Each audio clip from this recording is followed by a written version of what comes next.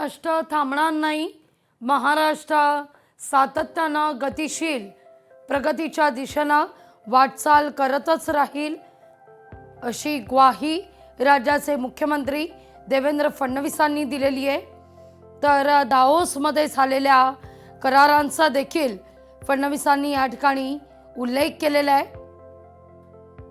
तिथं ठाण्यातही उपमुख्यमंत्री एकनाथ शिंदे सध्या बोलत आहेत. त्या दिशेने आपण झेपावतोय. 2047 पर्यंत भारताला आत्मनिर्भर आणि विकसित राष्ट्र बनवायचं आहे. महाराष्ट्र देशाचं ग्रोथ इंजिन आहे. आपलं राज्य जेवढ्या झपाट्याने विकसित होईल तेवढा देश अधिक वेगाने प्रगतीपथावर जाईल. त्यात मुंबई पाठोपाठ ठाणे जिल्ह्याला सर्वाधिक योगदान द्यायचं आहे. आपलं योगदान मुंबई पाठोपाठ द्यायचं आहे. नीती आयोगाने सांगितलं आपलं $1 ट्रिलियन पोटेन्शियल असताना त्यांनी जो अहवाल दिला त्याच्यामध्ये मुंबई आणि MMR फक्त $1 ट्रिलियन नाही तर $1.5 ट्रिलियन पोटेन्शियल आपल्याकडे आहे. आणि म्हणून ते आपण वापरलं पाहिजे. सर्व क्षेत्रात सेक्टरमध्ये आपल्याला ते पुढे नेलं पाहिजे.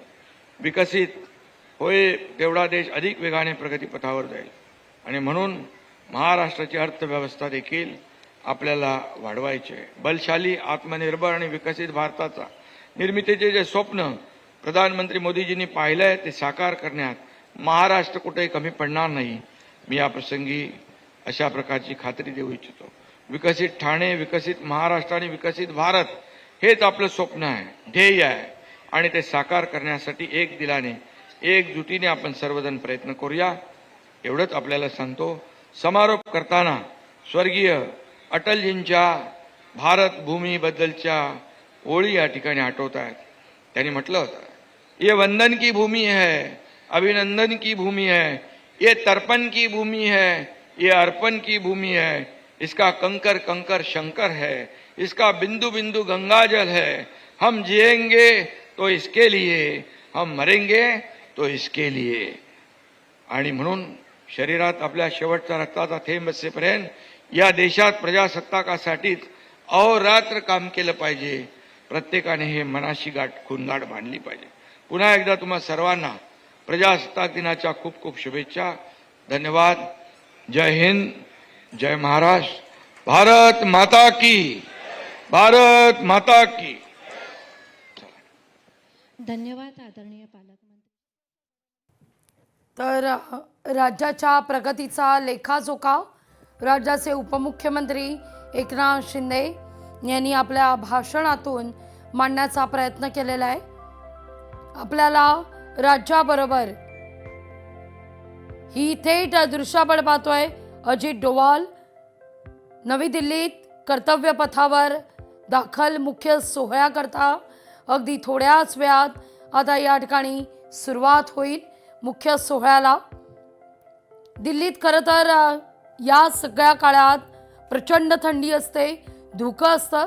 त्यामुळे मुख्य सोहळा जो आहे तो जरा उजाडल्यानंतर म्हणजे साधारणतः 9:30 ते 10च्या दरम्यान सुरू होतो. आणि त्यानुसार बरोबर सकाळी 10 वाजता या मुख्य सोहळ्याला आता सुरुवात होईल. जवळपास 29 विमानं देशाचं सामर्थ्य प्रात्यक्षिकाच्या माध्यमातून या कर्तव्य पथावर दर्शवतील. MiG-29, जॅग्वार, याखेरीज सुखोई, राफेल या विमानांचं प्रात्यक्षिक कर्तव्य पथावर होणार आहे. तीनही क्षेत्रात म्हणजेच नौदल, भूदल आणि वायुदल या तीनही क्षेत्रात भारत कशा प्रकारे प्रगती करतोय, भारताचं सामर्थ्य, भारताची ताकद हे या कर्तव्य पथावर आज दिसणार आहे. तर ही दृश्य आपण पाहतोय. या दृश्यांसह घेतो अगदी छोटासा ब्रेक नंतर प्रजासत्ताक दिनाचा हा सोहळा.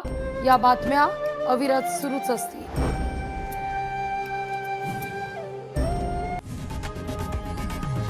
लोकशाही मराठी ऐका, पहा, जागरूक रहा.